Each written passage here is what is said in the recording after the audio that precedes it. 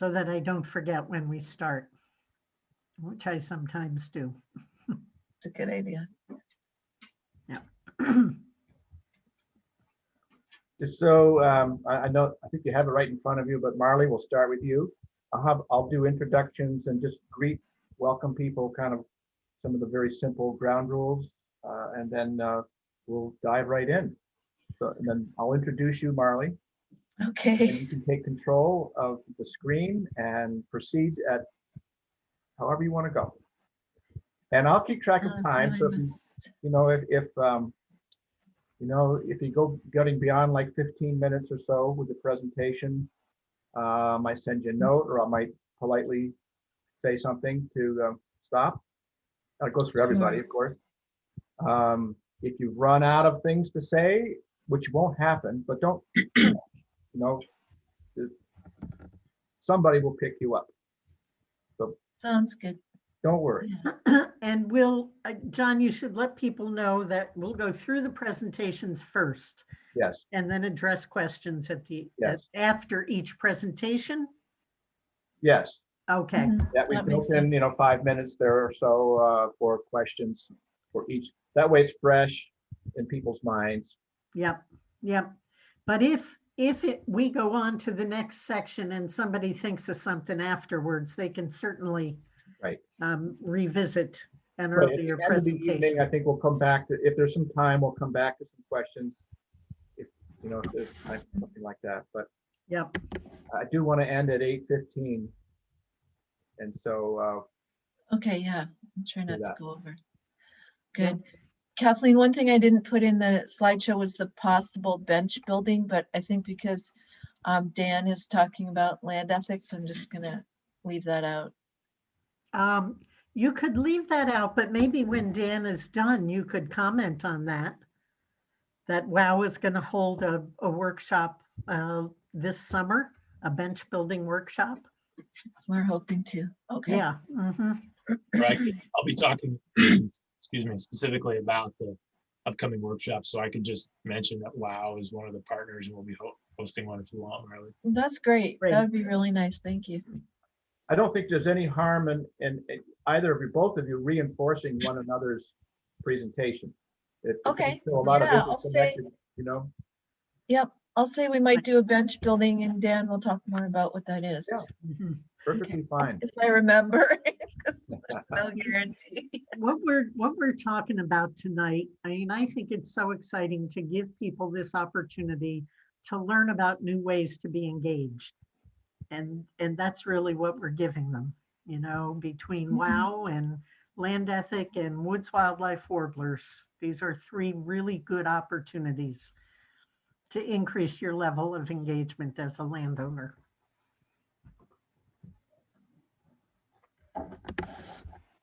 So, John, who's going to follow Marley? Do we know? Dan will be second. Dan, okay. And Steve, I know these are tough acts to follow, but you got the stuff to do it. So Yeah, you'll be the grand finale. Best. I'm gonna go off camera and go get myself a drink. Yeah. I'll be ready.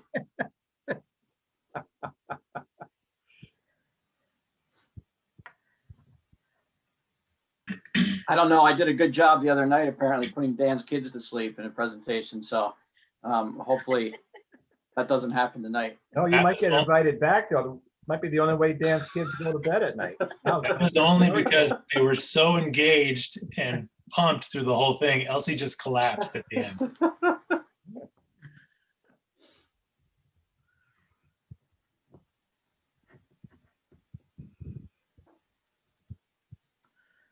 So John, I think I got mine timed out pretty good, but I'm going to use all the 15 minutes.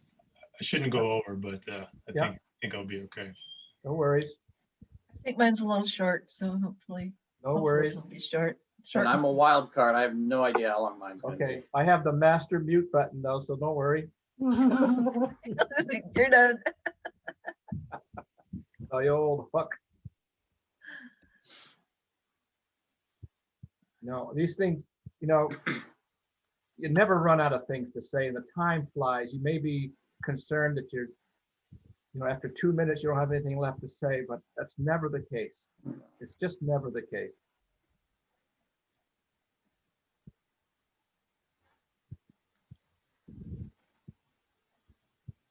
So John, I have to add, well, I know we're about to start. Season, Sorry, say again? triggering season. Very, Thumbs up, thumbs down. oh, very poor. One of the poorest ones on memory. Yeah, We made about half of our expected crop, I'd say. Yep. And every ounce was a struggle to make. So, sounds about right. yeah, I mean, we're all cleaned up, taps pulled weeks ago. It's like, holy cow. That's pretty much the norm Yes. across the state, isn't it, Yep. this year? Yep. Yeah. Okay, 7 o'clock. Okay. I'm gonna let people Very in. good.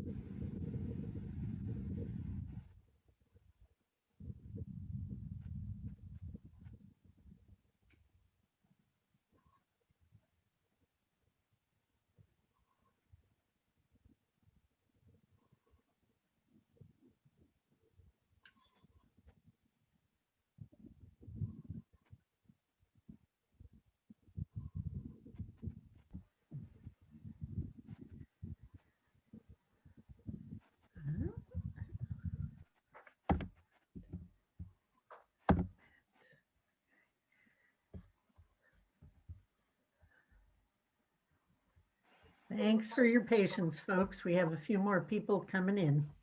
We'll start in a few minutes.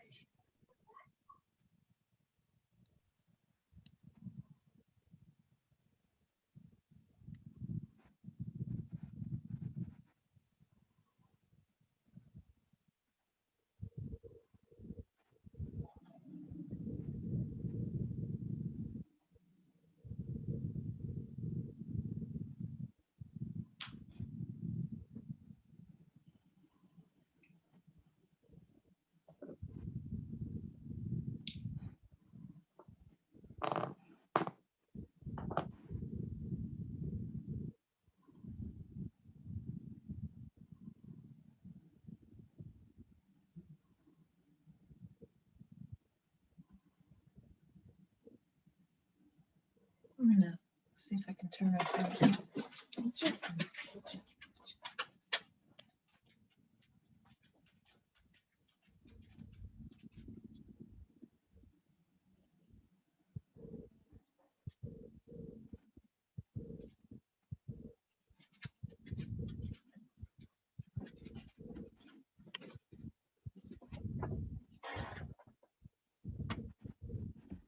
So, John, we're at 7:03. Do you want to kick us off here? Yes, okay, Okay. there we go. Let me just write this note here for myself. All right. Well, greetings and welcome everyone to the first of, I hope, will be many annual VWA Vermont Woodlands Association Program Forum. I'm John Buck, Vice President of the board, and it's my great pleasure to welcome you all here tonight. We've got a great program lined up for you. The purpose of tonight's gathering is to just be able to touch base with our membership, VWA membership and prospective members. Given the pandemic, you know, we just haven't been able to have that in-person contact that we're so familiar with our walks in the woods and the various programs that VWA sponsors, including our annual meeting. So this is an attempt to stay close as best we can in these times.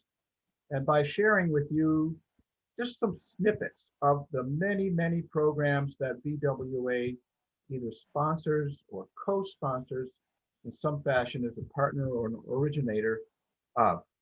And tonight, 3 of those programs will be on hand.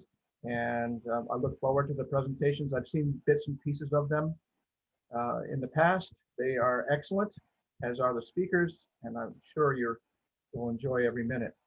A couple of ground rules, if you would, please. Be mindful of your mute button. Keep it on. With so many people online right now, if those buttons are off, then the sound, as you know, gets distorted. It's very difficult to hear. Can't hear you even. So just keep the mute button on.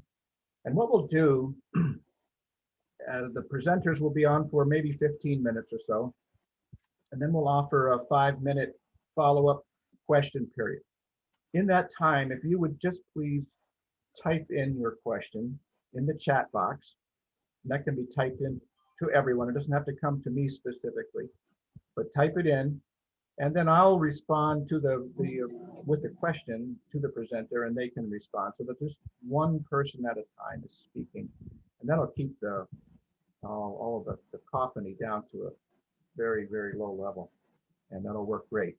Another note for all of you foresters in the audience tonight, there are continuing education credits available for this presentation this evening. You can get those credits by submitting your name and forester license number to Kathleen, and she will put you in the book and you will get credit for that. Okay, so let me think here. I think we've got everything. I think we should just jump right in at this time, and it's my distinct pleasure to introduce Marley Rabinowitz, a VWA board member for, I can't remember, Marley, quite a 10 or more years anyway. Quite a About long 10 time. years. Very, Yeah. very dedicated board member, has been profoundly interested in forest management, forest conservation most of her life. And lately, she's in it up to her neck. And so she will be giving a presentation on women owning woodlands. And I can't wait to hear all of this because it's a very, very important topic. Something that I think is grossly underrepresented in our line of work. And so Marley, please, you have the floor, you have the screen, it's all yours. Thank you, John. So, yeah, I'm a board member, I'm a landowner. I'm on the Guilford Conservation Commission, and I used to be on the Windham County Woodland Owners.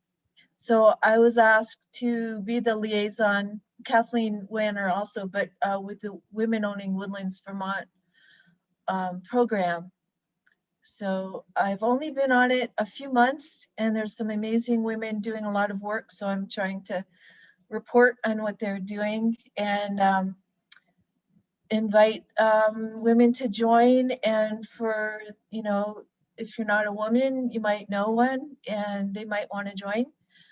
And also one thing we're going to work on further is if you're a professional, you know, working on your if you have women clients, like helping with that relationship.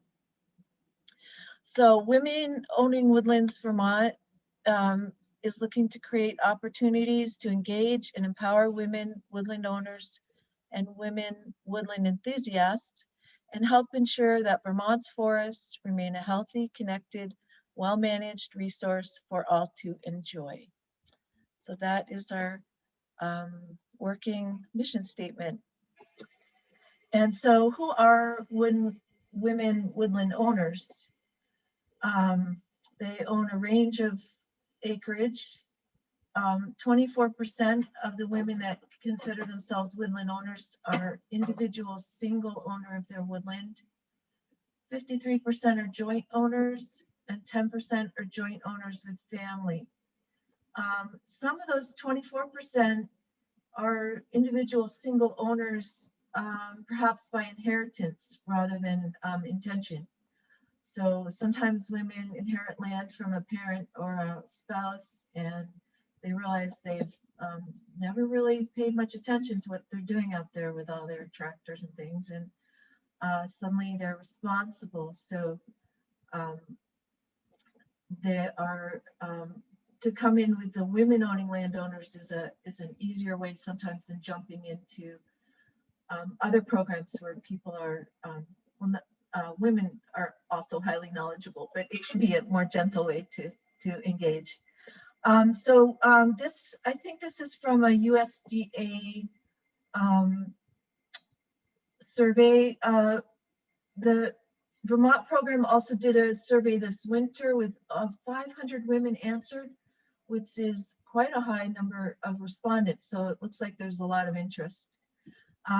So here's things women are interested in: habitat improvement, invasive species, species identification, climate change, recreation, generating income, equipments, non-timber forest products like herbs and mushrooms and things like that, passing land, estate planning, forest management, conservation easements, and practices to protect water quality. This to me is an interesting and colorful chart. If you look at the top where it says 3%, the orange slice, so that is the number of women that are the sole and primary owners of their property. The 8% is the number of women that are primary owners with a male partner. The 18% is male owners that are primary and sole owners. The 27% is male owners with a female partner. The 3% were people that didn't answer. So they may have other domestic arrangements, male, 2 males or 2 women. I'm sorry. 16% here, this is corporate land. The 3% is other private land, which I'm thinking is nonprofit and churches and things like that. This is federal land, state land, local land, such as town forests. So, sorry, I don't know why that keeps happening. In one way, you could look at it and say, well, women are only really in control of 3% of forest land, or maybe 3 plus 8%, 11%. But the way I look at it is that there's only 18% of land that women are not involved with, this male sole owner, because corporate land, federal land, state land, there's women completely involved in the management and health of these forests. So really, women are involved with 82% of Vermont forested land in some way or other. Okay, so who are these women? Why did they purchase their land? For privacy, for beauty, to protect nature, and for recreation. So that sounds pretty familiar. What do they do on their land? They like to hike and walk, watch wildlife, and harvest firewood, and sometimes oversee a timber harvest or participate. So here are some of these Vermont women doing their thing, riding tractors, measuring birch trees, using chainsaws, and making syrup. So that, and then as far as forestry plans, 77% live on the land. They have forest management plans. They understand the plan well, with some, I don't think confusion is necessarily the word, but just terms and practices that they're not familiar with. The plan meets their goals. They've implemented activities, and 50% have hired a forester.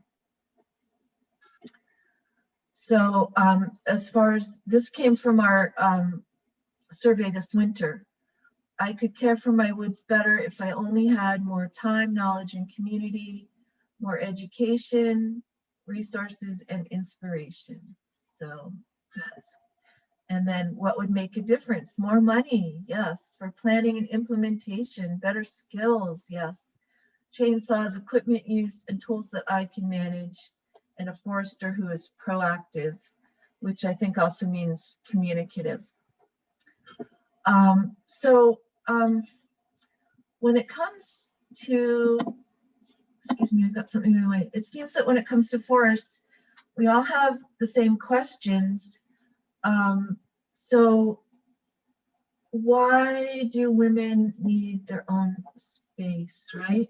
Why do we need another organization called Women Owning Woodlands when there's so many woodland organizations in Vermont and nationally, and more programs than anyone has time to attend? We were talking about Zoom burnout, and why do women feel a need for separate programs on the same topics, say an invasives program or a tool use or a estate planning? Why do women need to be separate? So here's what it means to have gender-oriented program. They describe affinity spaces. So those are informal sites in which people with a shared interest or affinity engage in social, creative, and learning practices. Members can learn from one another, share contacts of trusted professionals, and benefit from a support system. So on our survey, we got some really positive responses that people would love to have a women owning woodlands group. I think the fact that we got 500 surveys in itself says quite a lot. So these are women, these are younger women, 83% of women who want to inherit, the family land, but only 34% felt prepared to manage it. So somehow that's not getting passed down to generations. And women often don't feel welcome or intimidated because they lack the forest vocabulary. They don't have the right plaid shirt. And, you know, it's just to be in a room with a lot of people that know a lot, it can be intimidating. So here's other things that have discouraged women that may not be the same for men.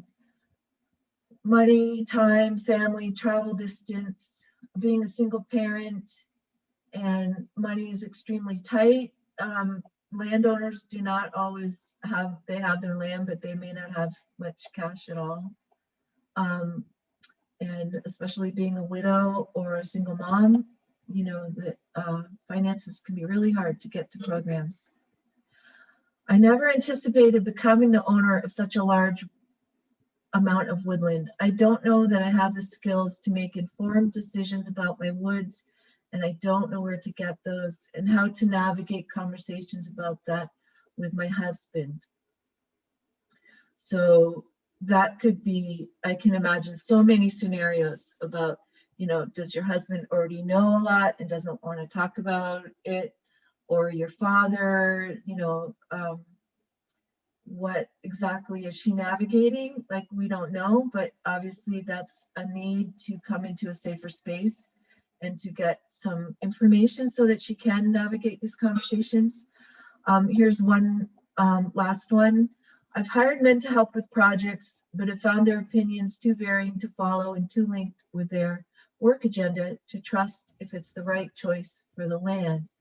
So you might call somebody to help you with something, they show up with, I find that people have their machines and they want to do what their machine can do because, you know, they want the work, and also they kind of see the world through the ability of their machine to do the work. So if they have a bucket, they want to dig things up. If they have, I hired someone to dig invasives, but he had a weed whacker with a brush blender, and he wanted to weed whack everything. And so, you know, his opinions about how things should be done was based on his tools. And to be perfectly honest, I've had very inappropriate offers and encounters explicitly because I'm a single woman, making it very difficult to simply learn and manage the woods with confidence. So this is something that has come up in some of the workshops, you know. I mean, think about if you've ever been out in the woods alone and felt afraid when you were either with another person or felt another person approaching. That's something that women don't talk about, but happens fairly often. And yeah, you're trying to, you know, you're thinking, okay, I need somebody to come chainsaw and I don't have a lot of money. So do I have to does he have to be my boyfriend to get him to chainsaw this tree down? You know, I think those are things that people think about. So just last thing about why women want to be in women-only spaces. I say visualize the last woodland program you attended, either online recently or in person, a nice walk in the woods, how nice it was. Did it look like this? And what do you see here? What I see, besides that everybody wore the same color shirt, is that they enjoyed eating together, they're having a good time, and they're all completely engaged. They all think that speaker is speaking to them. They're making eye contact. Their bodies are relaxed. They're not shy. So unfortunately, you know, a safe space is, you feel safer. And then how about this? I'll talk more about this program later, but take a look around. Embedded in this group of women were the organizers. You might recognize some of them. And the presenters and everybody involved with this program was in that picture. And it was really an amazing time to be with these women landowners and women professionals. So that's my talk about please join. We're trying to make a network of women, and it doesn't mean that you're not doing other programs or engaging in other ways, but this is just one more way to get deeper in and to have your questions answered and to have some fun. So WOW in Vermont. So first of all, there is a National Women Owning Woodlands organization. This is their logo and this is their website. It's a great website. You can see that they will tell you about programs all across the country. Some of them now are online and you can join.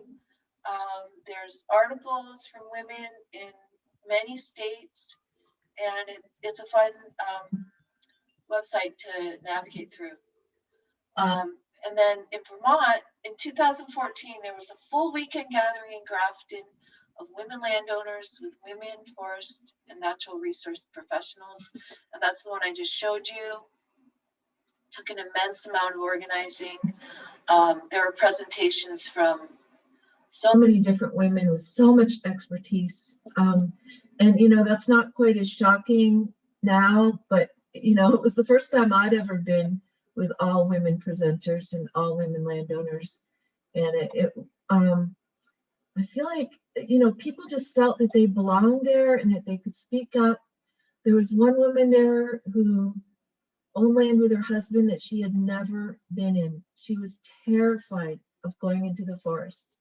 So walking with us and taking a bird walk, that was a huge thing for her. Some of these women had just inherited land, were trying to figure out what to do with their children. Others had bought land independently and just loved being with women. And I think it was a good time for the presenters as well to be together, because often they're working as the only women in a group of men.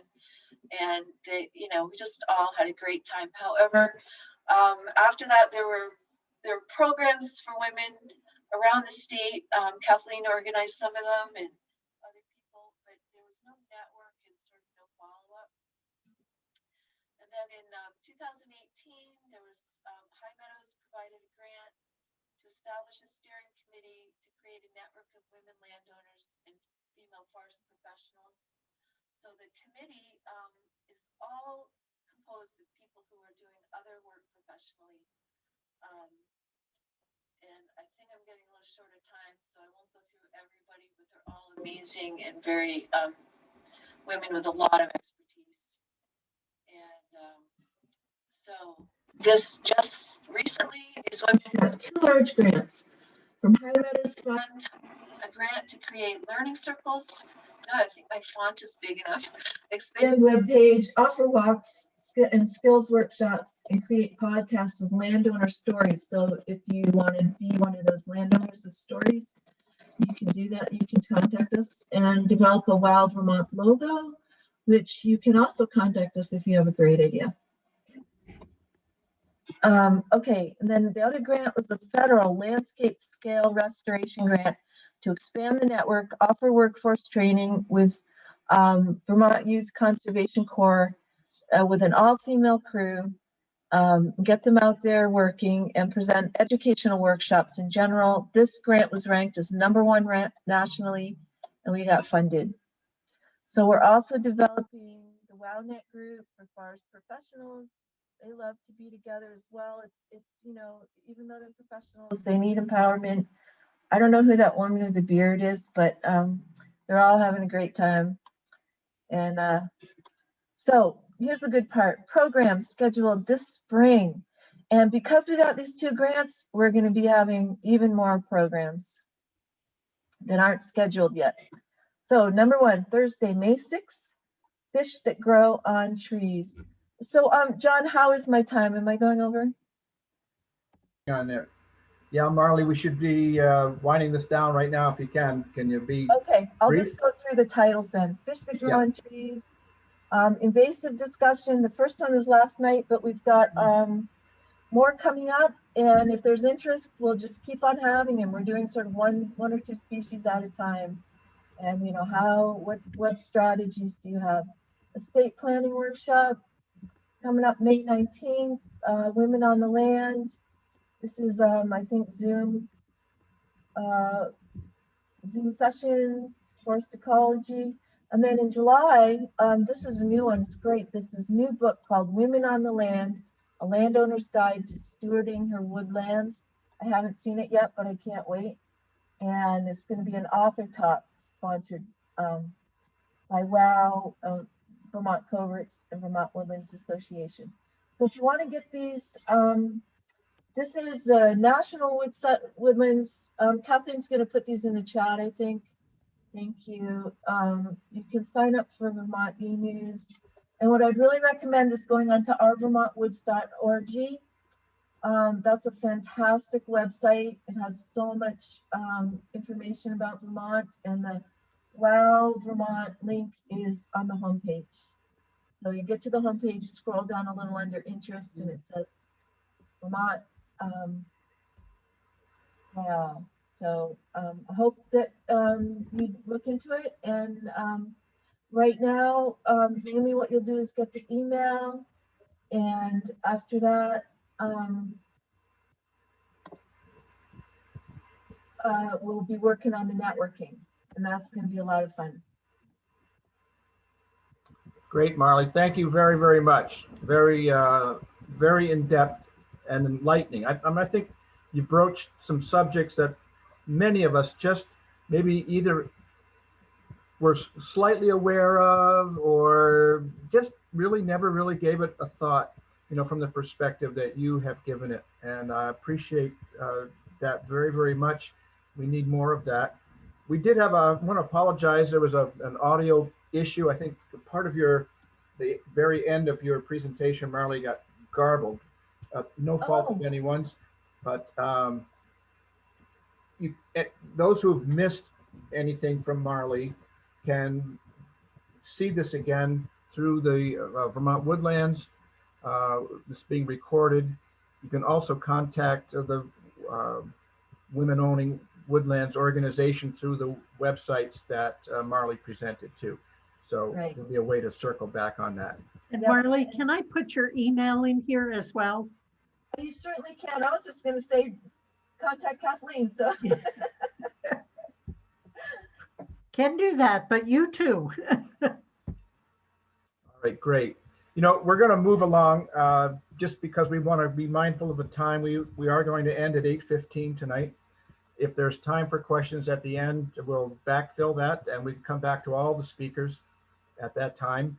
But right now, I am very pleased to introduce Dan Kilborn, who is a forester with the Vermont Land Trust. He lives in Island Pond with his family.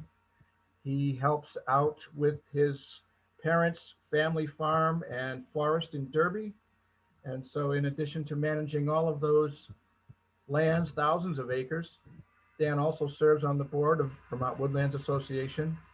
And he will be presenting a program on the Land Ethic Vermont. And I won't spend any more time describing that. I'll let Dan do that. So Dan, take it away. Great. Thank you, John. Gonna get my screen queued up here. Kathleen or John, can I get a confirmation that's coming through? Good. You look good. Very good. Great, thank you. So yeah, good evening, folks. Dan Kilborn, like John said, calling in from Island Pond tonight. Happy to be with you. Fair warning, somewhere behind me in this house is a dog and two kids who I think I have contained, but they could explode out at any moment. But we'll try to keep the fireworks to a minimum. But excited to talk about Land Ethic Vermont with you tonight. It's a program that has roots dating back to 2014 with a training that was sponsored by the American Forest Foundation, VWA, and the Aldo Leopold Foundation. This land ethic leader training that they put on was really sponsored for Vermont tree farmers and planted the seed for what would become a much larger collaborative. So today there's 10 organizations serving on a steering committee with individuals from another 15 or more organizations that have been part of trainings and discussions over the past 2 years. And we really see this as the beginning. We want to reach out much more broadly than this. We want your name on this list, whether you're an individual or part of an organization. We've made the decision to really focus on in-person events. So COVID has slowed down our progress in the last year, but we're optimistic that we're going to get things ramped back up soon with the ability to start gathering again in the appropriate time, of course. So a little bit more on structure and how to become involved later. But you know, as one of the key partners in this program, in its origins, we should really spend a minute talking about the Aldo Leopold Foundation just to set a baseline. They're a nonprofit based in Wisconsin that's dedicated to fostering a land ethic through the legacy of Aldo Leopold. And no doubt that some, maybe most of you are familiar with him, but for those that aren't, he was really a key figure in the American conservation movement. He lived from 1887 to 1849 and was a pioneer in many ways. He was one of the first professionally trained foresters in the US. He was an advocate for wilderness. He set the underpinnings for conservation biology, and his true passion, wildlife, led him to establish the system of wildlife science that we rely on today. You know, he quite literally wrote the book on the subject called Game Management in 1933 and went on to become the first professor of wildlife ecology in the country at the University of Wisconsin. But you know, he's probably best known today for his collection of essays that were published a year after his death in 1949, called the Sand County Almanac. In this book, you know, he reflects on people's relationship to the land. One of the most pivotal essays here was The Land Ethic, where he presents his idea that as a community, we're not separate from the land, but are deeply connected to it. So just to share a little bit of context for that, he writes, "There is yet no ethic dealing with man's relation to land and to the animals and plants which grow upon it. Land is still property. The land relation is still strictly economic, entailing privileges but not obligations. The land ethic simply enlarges the boundary of the community to include soils, waters, plants, and animals, or collectively the land. A land ethic, of course, cannot prevent the alteration, management, and use of these resources, but it does affirm their right to continued existence. In short, a land ethic changes the role of Homo sapiens from conqueror of the land community to plain member and citizen of it. It implies respect for its fellow members and also respect for the communities as such." You know, this was really quite groundbreaking. And although he might have been the first to write about it exactly this way in our culture, we know that Leopold was not the first to contemplate this. You know, he actually wrote, the oldest task in human history is to live on a piece of land without spoiling it.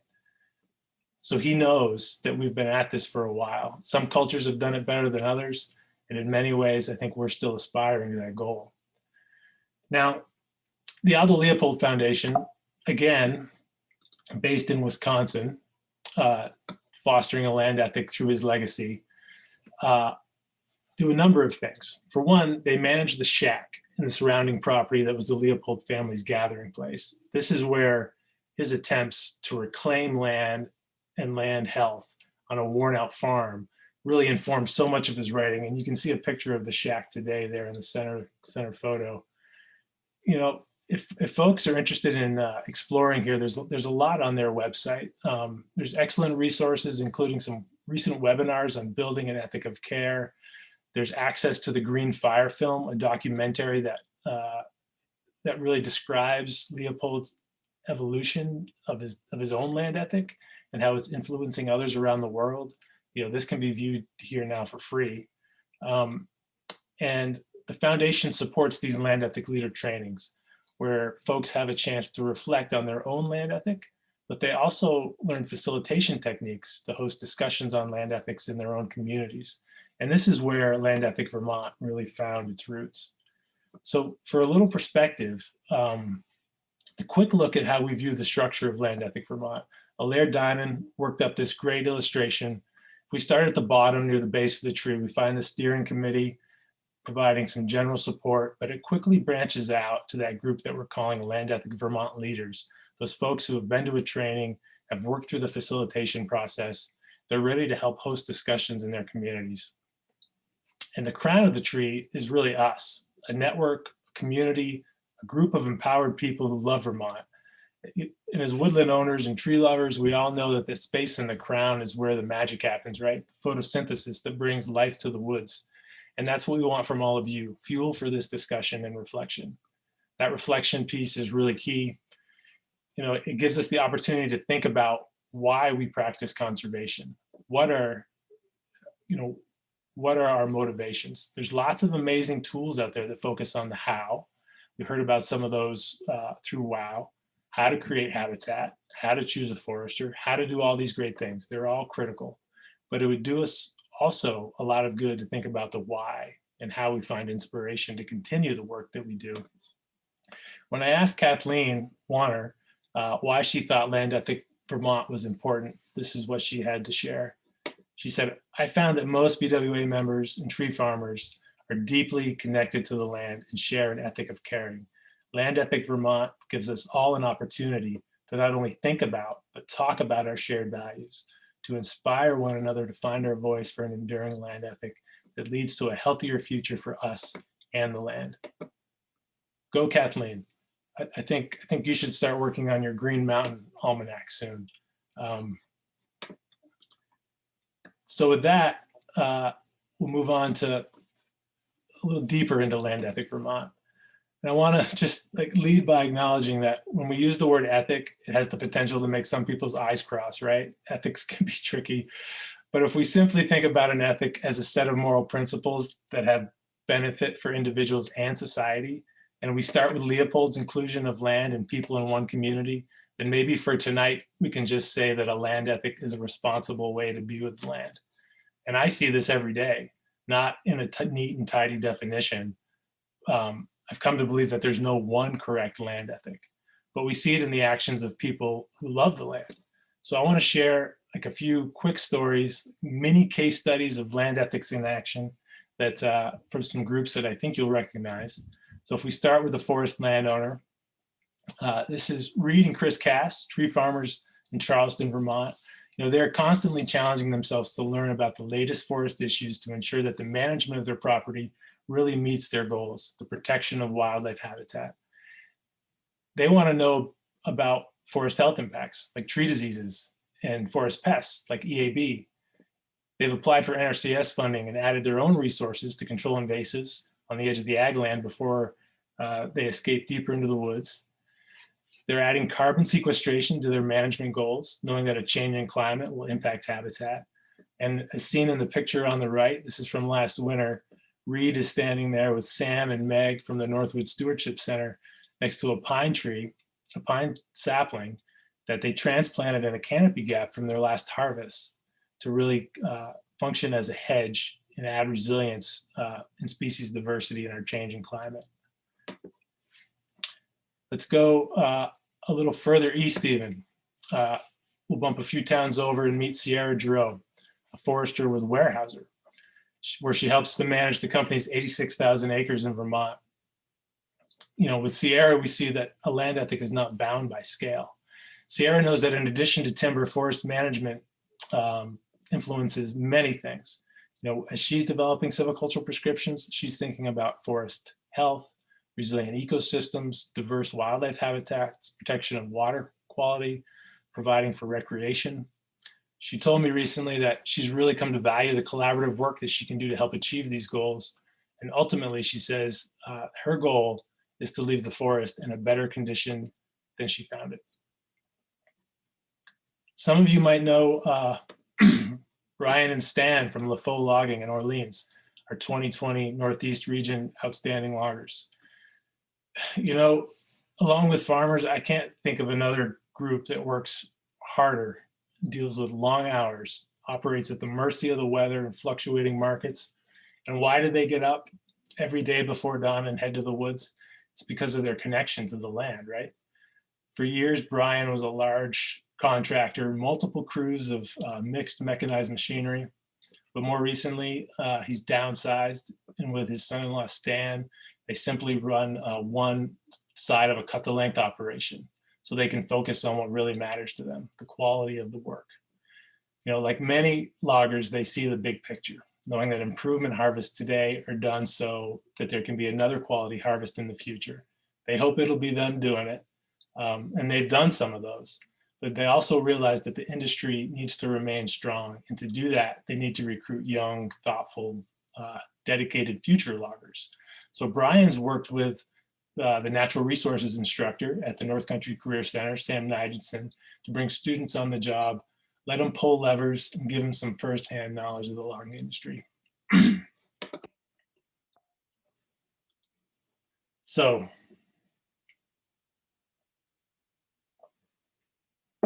there's your land ethic in action, right? There's countless others: mill owners, truckers, biologists taking care of our wildlife, sugar makers making bird-friendly syrup, farmers, teachers, recreational users, whether you go into the woods looking for birds, riding a mountain bike, driving an ATV or a fishing pole or a shotgun, it's the land that brings you there, right? We can take the rest of the night to talk about this, but I'll just try to quickly break down 3 possible benefits of why we want to talk about it. So when we gather and talk about these things, it gives us inspiration to continue the good work that we're all doing. It allows us to learn from each other and continue on our land ethic journey. And then we need to encourage new connections. It allows us to offer new perspective to others that use and influence the land, our families, our neighbors, our peers, maybe even some strangers. We can set examples and influence others. We can pass on the power of stewardship.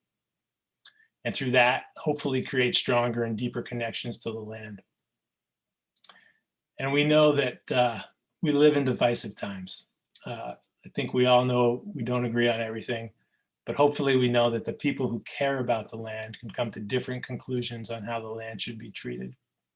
So if we have these difficult conversations, knowing that we can all start from a place of caring for the land, maybe that allows us to find the common ground to build on to move forward. So how do we get involved? You can start by visiting our website. Like WOW, we've partnered with Our Vermont Woods to host a page for us. Kathleen might add some of these links in the chat for us. Here you can see a bit of history on our work. You can visit the Land Ethic Library, where about once a month we'll add a personal reflection or piece of writing that's related to someone's own land ethic.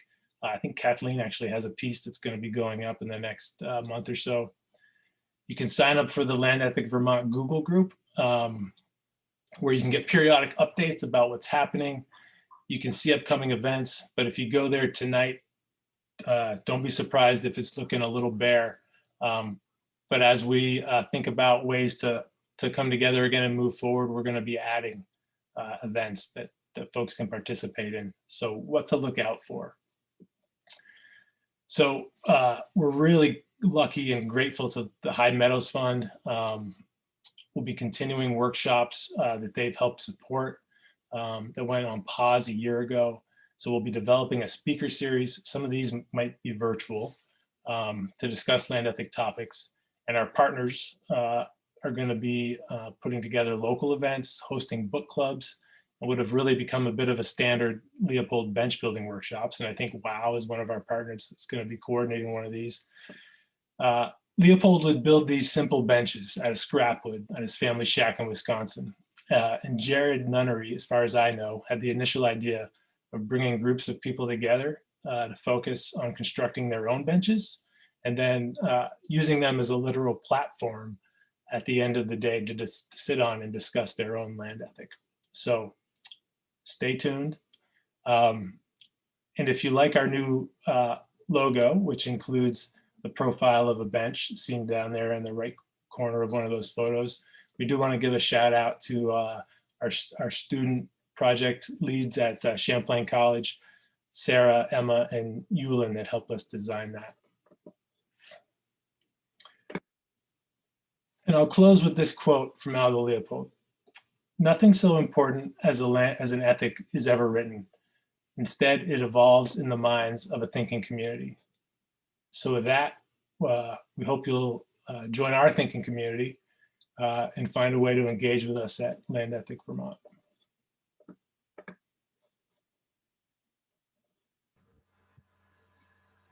Thank you, Dan. Excellent presentation. We have time for one question, and we can follow up later, but is there anything that's on the minds of folks? Was it clear how to get in touch with Dan and Land Ethic Vermont? This is really just such a comprehensive way to look at the forest. And you know, we're all preaching to the choir tonight, I believe, but it's really something that needs to be far more pervasive than it is. Anyway, great. Well, I was just thinking when I first started my professional career, well, decades ago now, and I'm retired now, but I was out on a forest inventory with some of the, I call them old time foresters, but now that I'm old time too, they weren't that old time.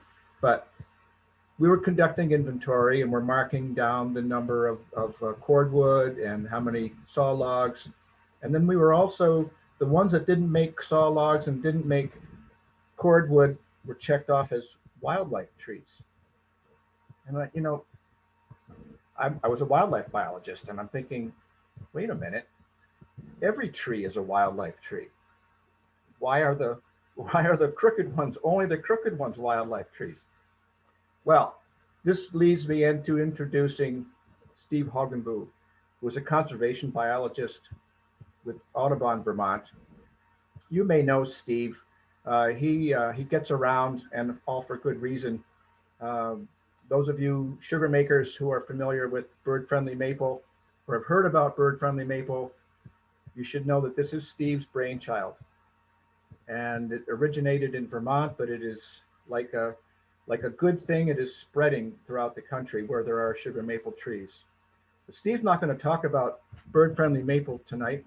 He's going to talk about warblers and woods and wildlife and the whole interconnected theme that we've been on all night long here.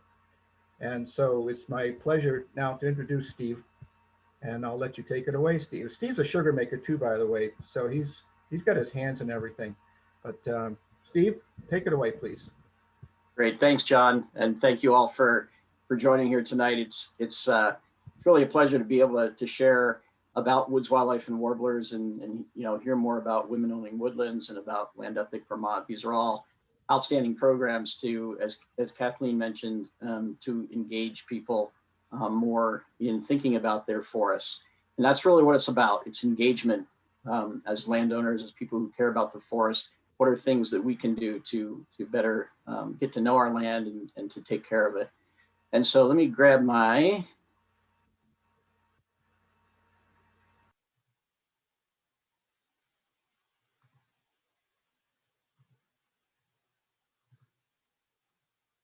There we go. John, can I get a thumbs up there that you're looking at my title screen? Perfect, thank you very much. So as John mentioned, I work with Audubon Vermont, and folks are maybe familiar with Audubon. Our mission simply is to protect birds in the places they need today and tomorrow. And a lot of those places that I get to spend my time thinking about are our forested landscapes.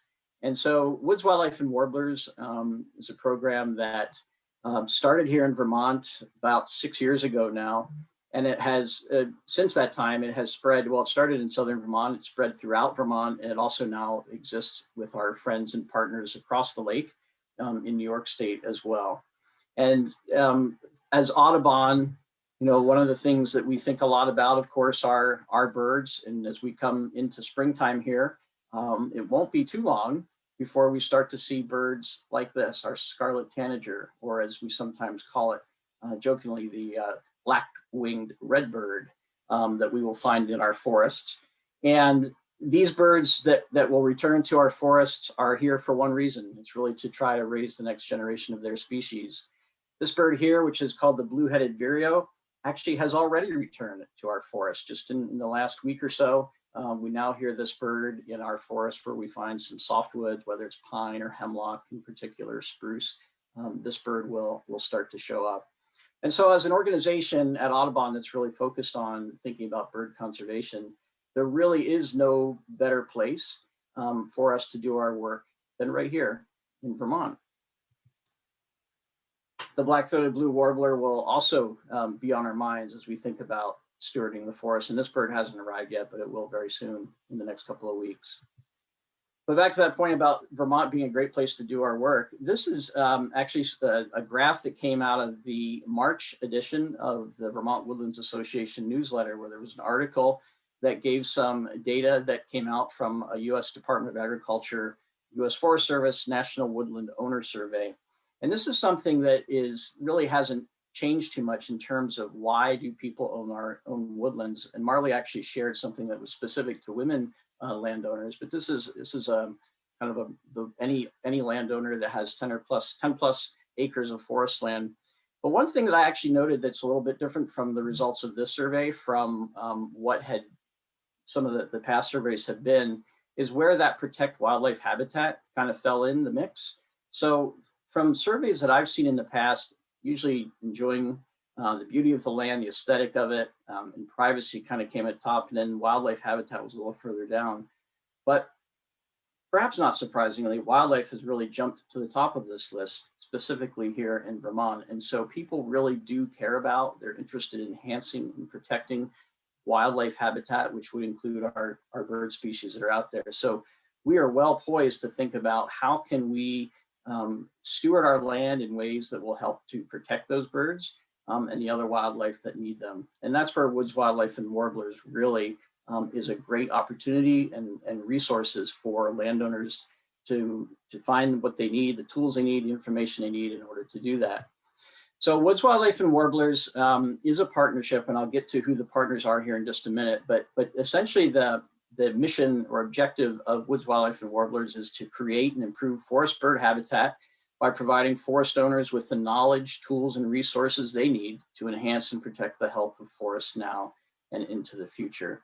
So we've got this great setup with lots of birds here in Vermont. We've got lots of landowners who are interested in wildlife. And so Woods, Wildlife, and Warblers, as I said, is a great opportunity to kind of bring those interests together with the important role that our forests play for wildlife. And as I mentioned, it is a partnership. Really, that's the key to this program. You know, providing technical assistance and information to landowners isn't a new thing. Vermont Woodlands Association has been doing this for a long time. Audubon has been doing this for a long time. Woods, Wildlife, and Warblers is an opportunity for us to come together, to join forces, and use the strengths of our individual organizations in order to have a greater impact out there on the land. So the key partners or the core partners that we have here in Vermont, of course, Vermont Woodlands Association, Audubon Vermont, and then the American Forest Foundation, which was one of the founding members. Across the lake in New York, the Tree Farm Program, and I should say Vermont Woodlands Association and the Vermont Tree Farm Program in Vermont too. The Tree Farm Program, Audubon New York, and the New York Forest Owners Association across the lake are the core partners there. We also do partner with some other organizations that you're certainly familiar with, groups like Vermont Coverts, Vermont Fish and Wildlife Department, Vermont Land Trust, and many of the same groups that you saw represented in the other programs that were shared with tonight have had a role to play in helping us to expand woods, wildlife, and warblers as well. And that's, again, the key, that partnership, the strength that we each bring. As I hear people often say, we all have our own special sauce that we bring to these topics, and having us the ability to share that with others is really where the power of woods, wildlife, and warblers comes. Of course, despite the fact that wildlife kind of leads the list of reasons why people in forest land, there are other objectives as well. And one of the great things about managing your forest with birds in mind is that it also helps to advance these other values that people hold near and dear, including clean water, climate adaptation and mitigation, and certainly forest products as well, both timber and non-timber forest products. So it's not that any forest management where we're thinking about birds and other wildlife is mutually exclusive to other things that people are trying to get from the forest.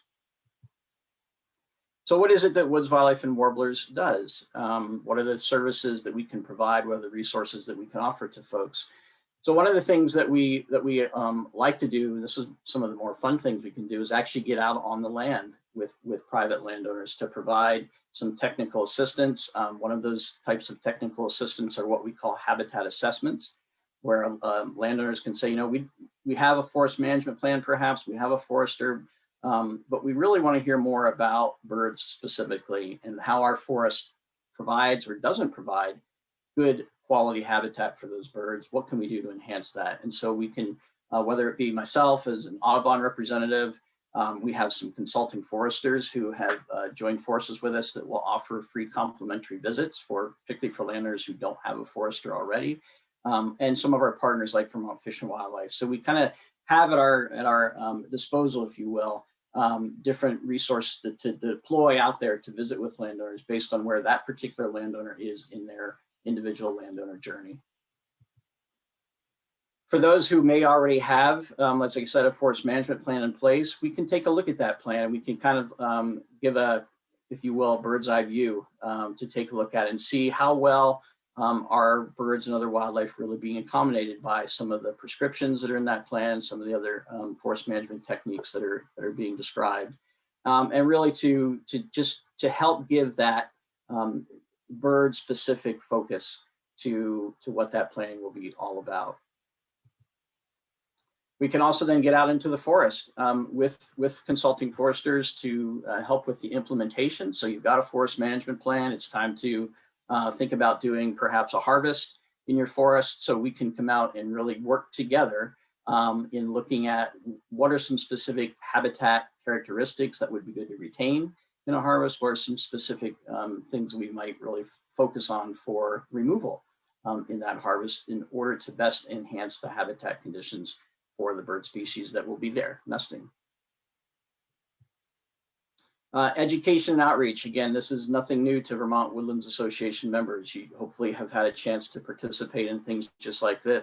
This is your VWA president, Alan Thompson here at a Woods, Wildlife, and Warblers event we held a couple of years ago at the Trapp Family Lodge, and describing the management that's going on there and how that management not only is producing forest products, but also enhancing habitat for birds and other wildlife. And boy, I'll tell you what, am I looking forward to the time when we can get out and do this again safely in larger groups. It's one of the highlights of this kind of work, is to get together as a community and to take a look at what's out there and discuss things together. We've also done some forester workshops. So foresters that are really interested in kind of learning more about some of the ways to communicate the work that they do with landowners and how it can enhance habitat. And this is something we're going to hear a little bit more about later on in the presentation as we continue our work with the professional forestry community.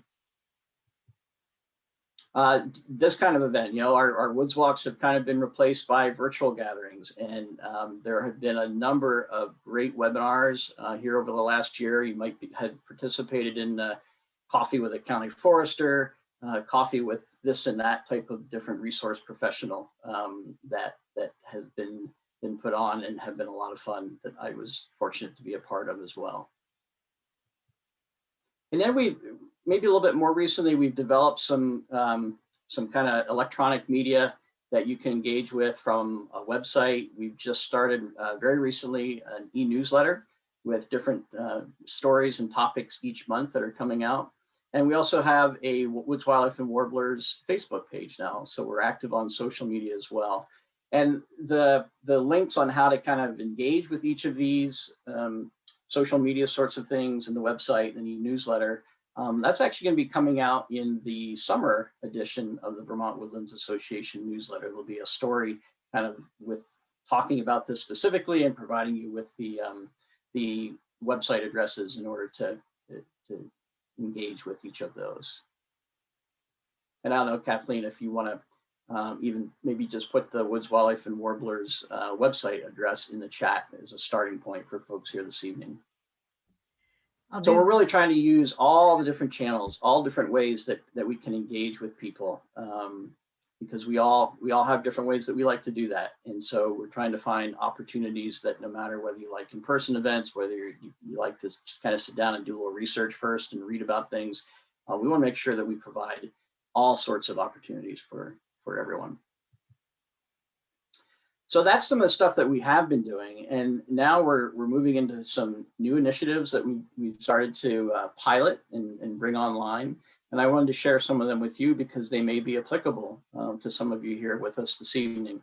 So the first one is really trying to work in this concept of what we call market-based conservation, which is using the marketplace and financial incentives in order to help people to think about specific conservation activities on the land that would be used to enhance habitat. So we've partnered up with International Paper and their Ticonderoga mill, where IP Ticonderoga is offering what we call procurement preference, which essentially means if you are a landowner and you've engaged with Woods, Wildlife, and Warblers or with Audubon Vermont on thinking about managing your forest with birds in mind, if you do a harvest, have a harvest where there's going to be pulp, a lot of low-grade material, IP will give a preference to purchasing that material from you relative to someone who hasn't been actively thinking about that harvest with birds in mind. And it's something we've done it for a couple of years now. We have done a number of harvests with different landowners, different types of landowners,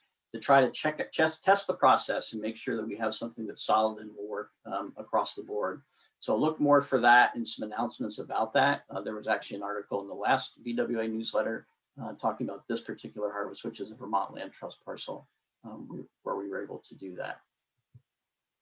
Another market-based conservation initiative that isn't necessarily, John mentioned this earlier, it isn't necessarily a Woods, Wildlife, and Warblers event, although it does tie in. These things are all kind of nested with each other. The Bird Friendly Maple Program, you may recognize this particular maple producer. It is our own John Buck who's with us this evening. So he's one of over 60 Vermont maple producers who are currently involved in participating in this program, which again, we're using the markets. We're giving people the opportunity to promote their sound management of their forest with birds in mind in the sugar bushes this time. And in doing so, putting unique labeling on their products, having signage like you see here that they can alert their customers to the fact that they're engaged in this community of producers thinking about birds among the different objectives in their sugar bush. And then coming back to the forestry community again, so we have just started, and next week we'll be launching this, a concept of an Audubon forester endorsement, which is falling under our Woods, Wildlife, and Warblers program. Audubon has programs throughout the country, as you probably know, but here in the East Coast, which in the bird world we refer to as the Atlantic Flyway, many Audubon states have different forest-based programs. And so what we're trying to do is to create a group of foresters who have gone through a fairly rigorous process with us in both workshops and then being able to apply the knowledge that they've learned on how to communicate and to articulate how forest management can enhance bird habitat, and then come out of that with an endorsement on the other side, which we think will have multiple benefits for the foresters themselves, for our bird conservation efforts, for the landowners, and of course the forest and the birds themselves. So look for more of that in the future. And I'm really excited about this one and the potential that it brings to have a cadre of foresters, consulting foresters, hopefully state lands foresters, a whole different group of folks from different disciplines that have gone through this process with us. I should say this will be held in conjunction with Audubon New York as well, as we pilot that this year. And then the last one I'd like to share with you is a partnership with the Vermont Youth Conservation Corps. You may be familiar with VYCC and some of the work that they've been doing for years, particularly in trail work and things like that. But they've developed a forestry program lately where these crews of young adults are learning how to safely go into the forest, how to fell trees, and be involved in kind of getting involved in the forestry world. And so Audubon's partnering, Woods, Wildlife, and Warblers is partnering with this effort to bring kind of the ecological thinking, the bird-friendly forestry thinking to these crews so that they can understand how the work that they're putting down on the ground, the harvesting that they're doing, can be a tool for enhancing habitat for birds and other wildlife. So right now, this initiative is looking for private forest parcels that may have some timber stand improvement sorts of activities planned. Maybe it's a non-commercial harvest, and there may be opportunities to work with a VYCC crew in order to help get that work done, enhance the habitat, and provide that on-the-ground training for this next group of young professionals. So that's just kind of a quick snapshot, of the things we have been doing over the last 6 or so years with Woods, Wildlife, and Warblers, some of the things we're just getting into right now and are looking forward to advance in the years ahead. And I certainly welcome each and every one of you to, perhaps as a good starting place would be to engage online, take a look at our website, reach out to us directly if you have an interest in having someone come and visit you to kind of assess current habitat conditions on your land, or maybe you're interested in seeing whether your property is a good fit for the work of the Vermont Youth Conservation Corps' forestry program. There's lots of different ways that you can start to be engaged with us at Woods, Wildlife, and Warblers. And with that, I will stop share. Thank you, Steve. Another excellent presentation. I can't say that I'm disappointed, but I've been studying my birds because of the last time we saw this presentation, you had quizzed us pretty rigorously, and I didn't do so well. But I was prepared tonight, and now maybe another time. All right. Hey, just a couple of notes here. We have time for a couple of questions. Are there any from the audience? I'd be happy to relay those to the speakers. And if not, I would like to summarize the evening first by saying a great big thank you to the 3 presenters. Excellent work, excellent presentations. Tough to put all of that important information into a 15-minute time slot. You could have each taken the hour and 15 minutes alone to describe what you do. And to remind those who are either new to VWA or contemplating membership, this is just a sliver of what this organization is involved with, and gives you some taste of the breadth and depth of engagement that VWA is involved with throughout the forest ecology, forest management, forest ownership, all matters relating to the forest of Vermont. And so, it's a great organization. I highly recommend you pass the word on to fellow forest land owners and people interested in the forest, and take a look at VWA.org. And that's where all of this information can be relocated if you haven't had a chance to see it, along with the multitude of programs that VWA sponsors, including Vermont Tree Farm, too, which you may be very familiar with. It's its own organization, but VWA is a co-sponsor of that program, too. So with that, any last opportunity here for questions? We've got, like I said, time for a couple of questions. There's a few comments in the chat. Okay. John. I'm looking for them. Yeah, it's hard for me to read them when I'm. Oh. A lot of thank yous. Yeah, tons of thank yous. Yes. And rightfully so. Yep. Across the board here. I think I just want to say something too before we wrap up. I I just loved the threads that I saw tonight that kind of run through all of the programs that we heard about. You know, these are opportunities for landowners who are looking to increase their level of engagement in so many different ways. And they're all connected. You know, the Land Ethic Vermont, Women Owning Woodlands, Woods Wildlife Warblers.